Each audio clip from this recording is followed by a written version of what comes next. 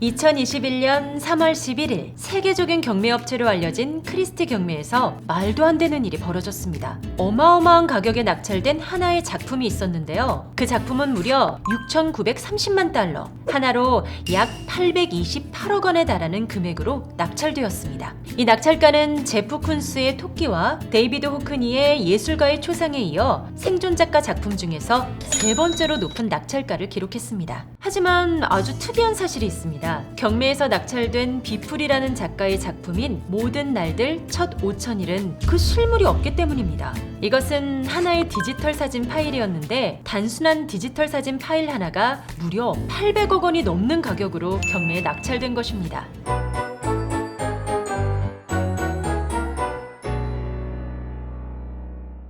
안녕하세요. 금융에 관련된 그날의 이야기를 알아보는 시간 내 귀의 경제사 시즌2 그날 성우 사문영입니다. 셰익스피어는 말했습니다. 인생은 꿈과 같은 것이라고.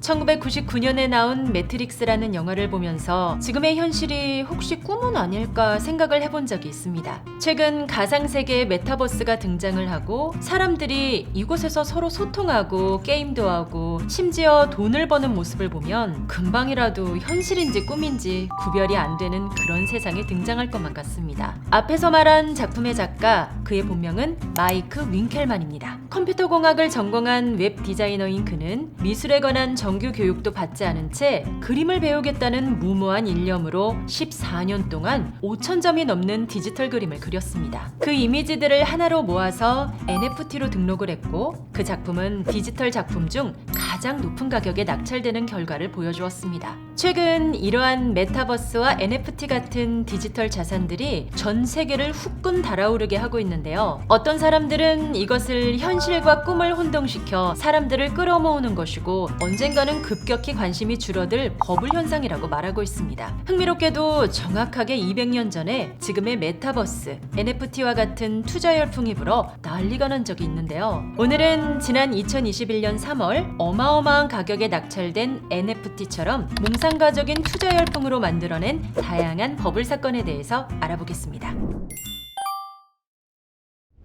먼저 영국으로 가보겠습니다. 영국은 섬나라인데다가 가톨릭 세계에서 이탈해 성공회를 따로 꾸렸기 때문에 어려운 일이 생겼을 때 주변에서 도움을 받기가 어려웠습니다. 정확히 말하면 구교를 믿는 스페인 그리고 프랑스와 경쟁 관계에 있었습니다. 스페인 왕위 계승 전쟁에도 끼어들어 전쟁에서 이기기는 했지만 전쟁 중에 생긴 국가 채무 때문에 크게 고생했습니다. 전쟁 비용이 없어서 고민하던 영국 정부는 국민들의 허영심을 이용하기로 했습니다. 전쟁에서 이기면 영국이 스페인에게서 남미 식민지를 뺏어올 것이고 그때 남미 대륙과의 무역을 독점할 회사를 세우기로 계획한 것입니다. 그렇게 만들어진 것이 1711년 설립된 남해 회사 사우스시 컴퍼니입니다. 남해 회사는 국민들에게 모은 자본금으로 정부가 발행한 국채의 전액 약 3,098만 파운드를 낮은 금리로 전액 인수했습니다. 이렇게 해서 영국 정부의 빚 걱정은 크게 줄었습니다. 그때까지만 해도 영국인들은 국채를 많이 가진 남해 회사가 절대 망하지 않을 것이라고 철석같이 믿고 있었습니다.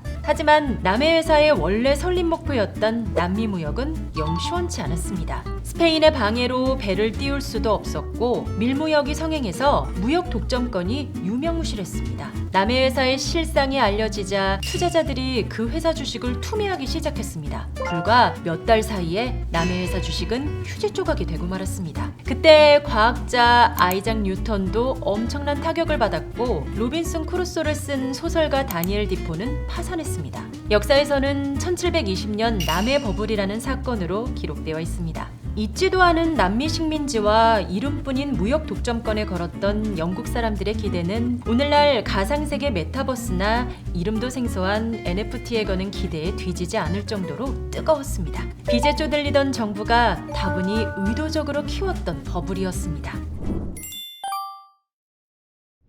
1815년 10여 년에 걸친 나폴레옹 전쟁이 끝나자 영국 경제는 활력을 찾았습니다. 무역 흑자가 계속되면서 해외 투자 붐이 일었습니다. 그런 분위기 속에서 1820년 맥그리거라는 해군 장교가 남미에서 근무를 마치고 귀국을 하며 모든 사건은 시작되었습니다. 카리브해 온두라스 근처에 내가 세운 나라가 있어.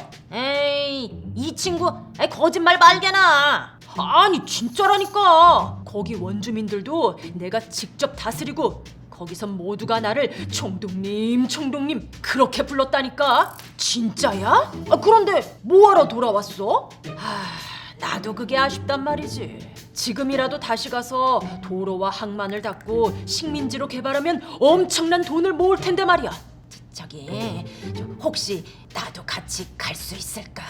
그는 자기 경험을 아주 그럴듯하게 자랑했습니다. 오늘날 카리브해의 온두라스 근처에서 원주민을 다스리다가 자기가 직접 포야이스라는 나라까지 세우고 총독 노릇을 하고 돌아왔다는 것입니다. 지금이라도 다시 가면 도로와 항만을 닫고 영국의 훌륭한 식민지로 개발할 수 있다고 사람들을 꿰었습니다. 중남미 사정을 모르는 영국인들은 그 말에 후끈 달아올랐습니다. 의사와 변호사 등 번듯한 직업을 가진 사람들조차 한 번도 들어보지 못한 포야이스에서 노후를 보내겠다고 투자금을 들고 이민까지 준비했습니다. 하지만 그들이 현지에 도착해 발견한 것은 잘 갖춰진 시설이나 풍요로운 땅이 아니라 사람이 도저히 살 수 없는 정글과 적막한 해변, 그리고 이미 수십 년 전부터 내팽개쳐진 난파선 잔해뿐이었습니다. 현지인들은 포야이스라는 말을 듣고 깔깔거렸습니다. 포야이스는 맥그리거가 지어낸 상상의 제국이었던 것입니다. 유토피아로 여긴 곳이 디스토피아로 바뀌는 순간 전 재산을 싣고 영국을 떠났던 사람들은 절망했습니다.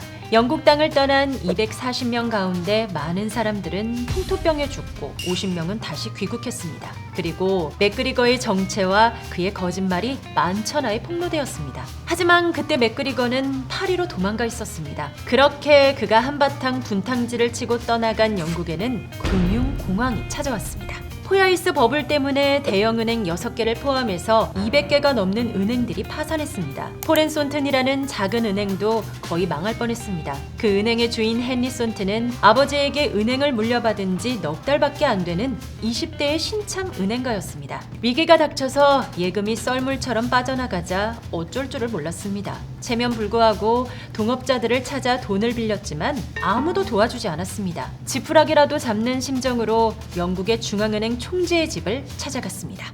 총재님, 제발 한 번만 부탁드립니다. 젊은 친구가 얼마나 마음이 급했으면 여기까지 직접 찾아왔는가. 저희 아버지에게 받은 은행을 지켜야만 합니다.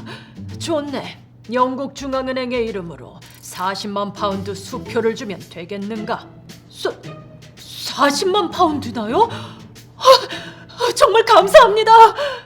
그의 예상과는 다르게 총재는 무려 40만 파운드나 되는 거액의 수표를 적어주었습니다. 기대했던 것보다 2배 이상이 많은 액수였습니다. 손트는 그 수표를 현찰로 바꿀 필요가 없었습니다. 다음날 아침 영국의 중앙은행이 포렌손튼 같은 작은 은행에 두둑한 대출을 해주었다는 소문이 나자 사람들은 예금 인출을 중단한 것입니다. 이것이 바로 역사상 처음으로 행해진 중앙은행의 기능 중 하나인 최종 대부자 기능이었습니다. 포렌손튼 은행의 헨리 손튼은 참 복도 많고 운도 좋은 사람이었습니다. 20세가 되는 해에 생일 선물로 아버지한테 은행을 물려받고 세계 최초로 최종 대부자 기능의 혜택을 맛보았습니다. 그의 첫째 딸 마리안도 귀족 출신의 남편과 잘 살다가 90세로 눈을 감았습니다. 한 가지 아쉬운 것은 마리안에게 자식이 없었다는 것입니다. 그래서 조카 에드워드 포스터에게 8천만 파운드, 현재 기준 45억 달러라는 거액을 남겼습니다. 고모의 유산 덕분에 어릴 때부터 부유하게 살았던 에드워드 포스터는 나중에 꽤 잘나가는 소설가가 되었습니다. 그리고 1909년 하나의 작품을 발표하게 되는데요. 작품의 제목은 기계 멈추다라는 공상과학 소설로 가상세계의 인간이 현실과 꿈을 분간하지 못하고 사육된다는 줄거리입니다. 그렇습니다. 놀랍게도 그 내용은 90년 뒤 개봉된 영화 매트릭스와 아주 비슷한 내용입니다. 앞에서 말씀드렸던 버블의 원인은 막연한 기대 속에서 시작된 해외 투자 열풍에 있었습니다. 당시에는 포야이스라는 말에 의문을 품으면 꼰대 같다라는 말을 듣거나 시대의 흐름을 모른다는 핀잔을 들었습니다. 오늘날 비트코인이나 NFT 투자를 망설이는 사람들이 경험하는 핀잔과 왠지 비슷한 것 같습니다. 놀랍게도 포야이스 버블과 관련된 사람의 후손이 가상현실 속에서 현실과 꿈을 구분하지 못하는 인간들의 이야기인 매트릭스와 비슷한 내용의 소설을 훨씬 더 오래전에 지었습니다. 가상세계, 포야이스, 매트릭스, 메타버스, NFT, 뭔가 운율이 느껴지지 않나요? 버블은 늘 새로운 옷을 갈아입고 시작됩니다. 마크 트웨인은 이렇게 말했습니다. 역사는 반복되지 않는다.